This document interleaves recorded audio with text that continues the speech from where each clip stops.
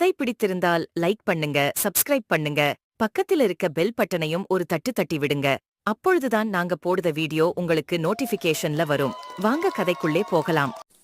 ஒரு அழகான வண்ணத்து பூச்சி ஒரு சிறிய பூங்காவில் வசித்து வந்தது. அந்த பூங்காவிலேயே ஒரு மரத்தில் காகமும் கூடு கட்டி வாழ்ந்து வந்தது.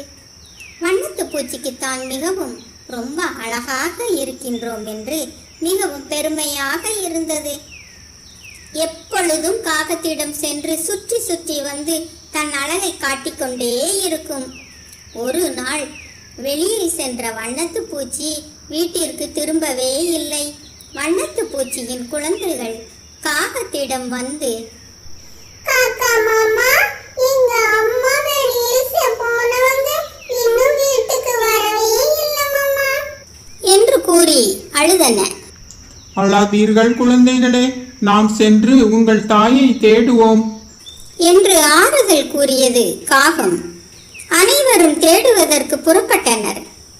தேடிக்கொண்டே சென்ற பொழுது எங்கிருந்தோ வண்ணத்து பூச்சியின் சத்தம் குழந்தைகளே குழந்தைகளே என்று வந்தது. எல்லோரும் சத்தம் வந்த திசையை நோக்கி ஓடினார்கள். அங்கு கீழே விழுந்த ஒரு கிளையில் வண்ணத்து பூச்சி மாட்டிக்கொண்டிருந்தது.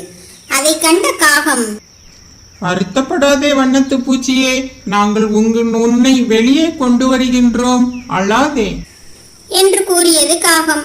ஒவ்வொரு குச்சியாக காகம் எடுத்து வண்ணத்து பூச்சிகளை குச்சிகளுக்கு இடையில் இருந்து மீட்டது.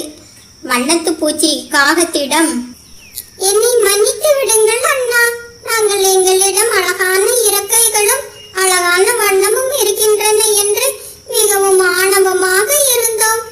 ஆனால் இப்பொழுதுதான் எனக்கு புரிகின்றது, அழகால் எந்த பிரயோஜனமும் இல்லை, ஆபத்து மட்டுமே வருகின்றது என்றது வண்ணத்து பூச்சி.